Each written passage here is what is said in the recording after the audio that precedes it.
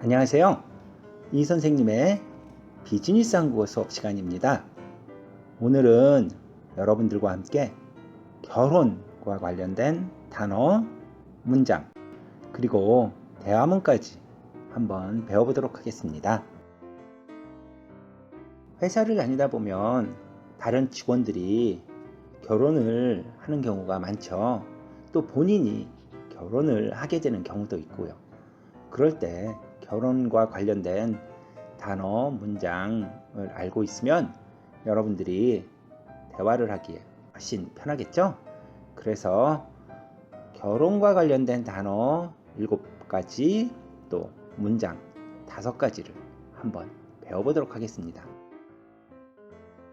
제일 먼저 상견례인데요. 상견례라는 거는요, 결혼을 약속한 두 사람이 서로의 부모님을 공식적으로 처음 만나는 그런 자리입니다. 그래서 남자 쪽에서는 남자 쪽 부모님, 여자 쪽에서는 여자 쪽 부모님과 같이 나와서 서로 부모님끼리 인사도 하고, 그 다음에 남자의 결혼 상대자, 또 여자의 결혼 상대자를 확인하는 그런 자리를 상견례라고 합니다.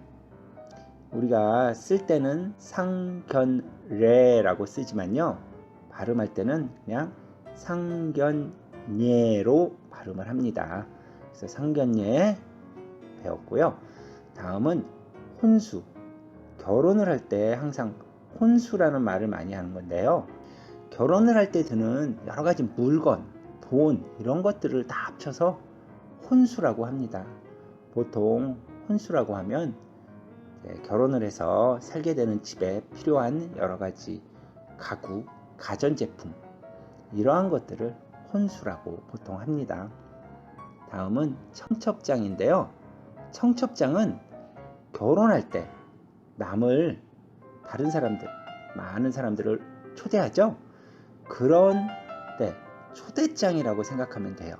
결혼식에 와주세요 라고 하는 초대장, 그것을 청첩장이라고 합니다. 다음은 축의금인데요. 축의금이라는 것은 축하를 하기 위해서 내는 돈이에요. 그래서 보통 우리가 축의금 하면은요, 결혼할 때 그 결혼식에 가서 축하합니다 하고 내는 돈, 그걸 축의금이라고 해요. 이거는 한국에서도 아주 흔한 일이고 베트남에서도 많이 하죠. 그 다음 하객인데요. 하객은 결혼식장에 오신 그 손님들을 다 합쳐서 하객이라고 합니다. 그래서 하객 여러분 박수 쳐주세요, 하객 여러분께 인사드리세요, 이런 말이에요. 그래서 하객은 결혼식장에 오신 손님들. 다음은 사내연애. 우리 이 앞에서도 한번 사내연애에 관련된 그 대화문을 공부했는데요. 사내연애라는 건 회사 안에서 같은 회사 다니는 직원들끼리 사귈 때 사내연애라고 이야기를 합니다. 보통 사내연애는 좀 조심스럽게 다른 사람들이 잘 모르게 하는 경우가 많은데요. 회사 안에서 직원들끼리 사귈 때 사내연애라고 합니다. 다음은 국제결혼인데요. 여러분들 국제결혼이라는 말은 다 들어보셨죠? 즉 국적, 나라가 서로 다른 사람들끼리 결혼하는 것을 국제결혼이라고 합니다.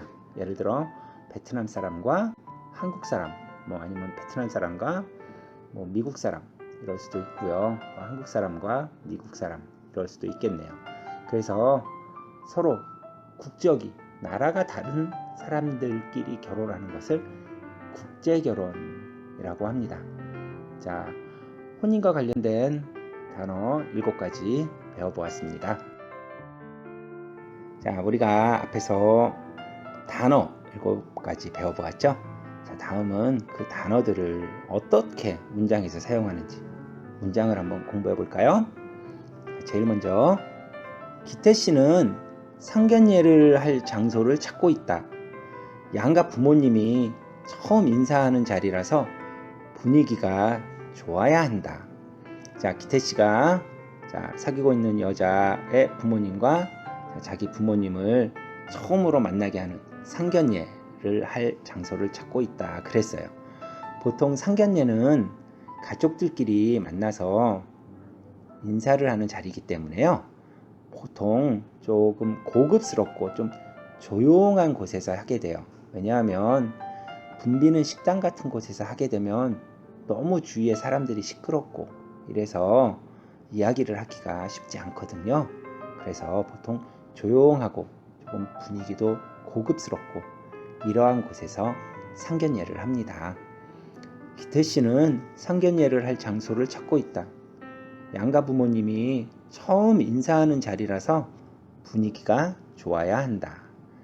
자, 다음은 결혼식이 많은 봄철을 맞아 예비 부부를 위한 혼수 가전 박람회를 열기로 했다.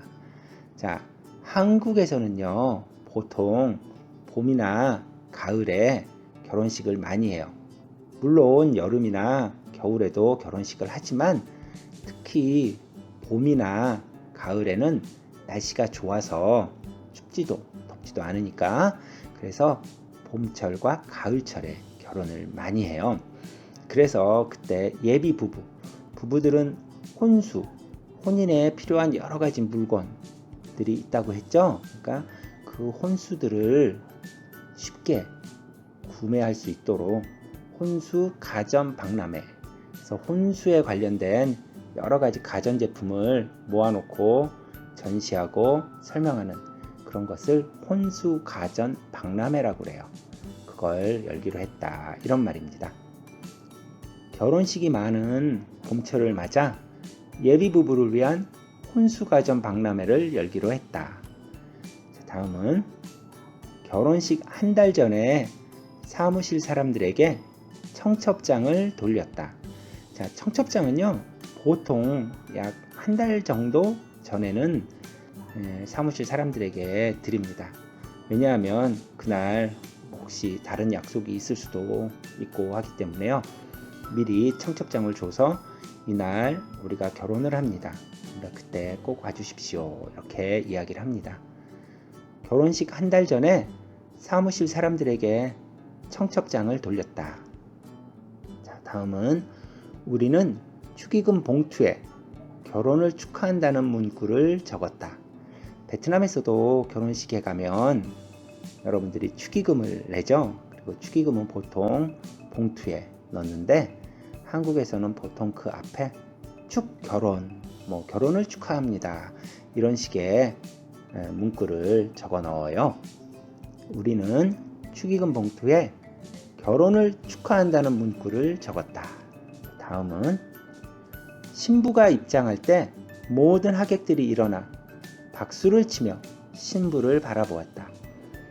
보통 하객, 결혼식장에 온 손님들은 신랑이 입장할 때도 박수를 치고 또 신부가 들어올 때 박수를 치죠.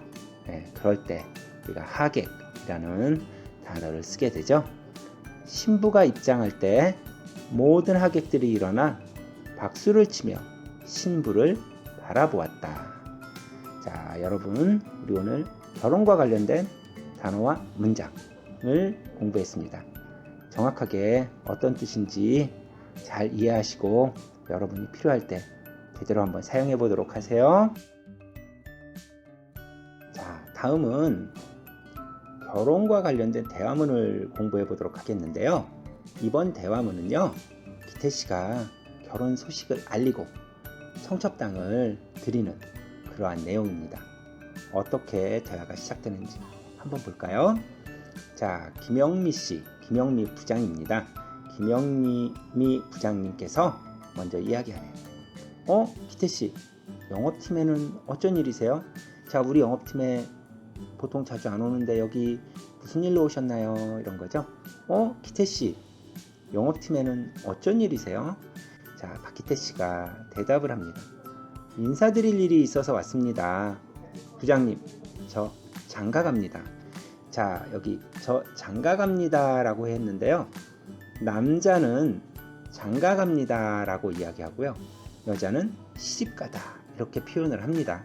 즉 결혼한다는 뜻이에요. 저 장가갑니다. 이 말은 저 결혼합니다와 같은 뜻이에요. 인사드릴 일이 있어서 왔습니다. 부장님, 저 장가갑니다. 자, 김영미 부장께서 대답을 하죠. 와, 축하해요. 결혼식이 언제예요? 자, 축하합니다 하고 결혼식 언제예요? 라고 물어보겠죠, 당연히. 박기태 씨가 대답을 합니다.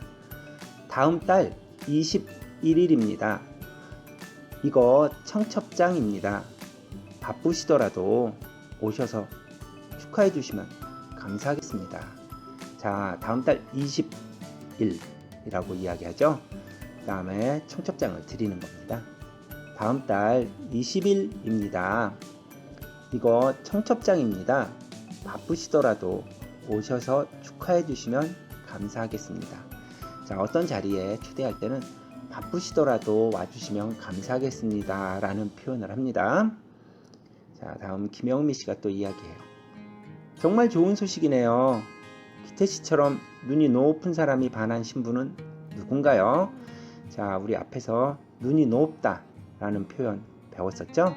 기준이 높은 사람을 눈이 높다라고 해요. 자, 박기태 씨가 대답을 해요. 같은 팀에서 일하는 짱 씨입니다. 자, 신부가 누구인지 이야기를 하는 거죠? 자, 이번에는 투한 씨가 이야기를 해요. 아니, 그럼 둘이 정말 사귀는 거였어요? 유미 씨 말이 맞았구나. 두 사람은 언제부터 사귄 거예요? 우리가 지난 시간에 사내 연애의 소문에 관해서 배웠었죠?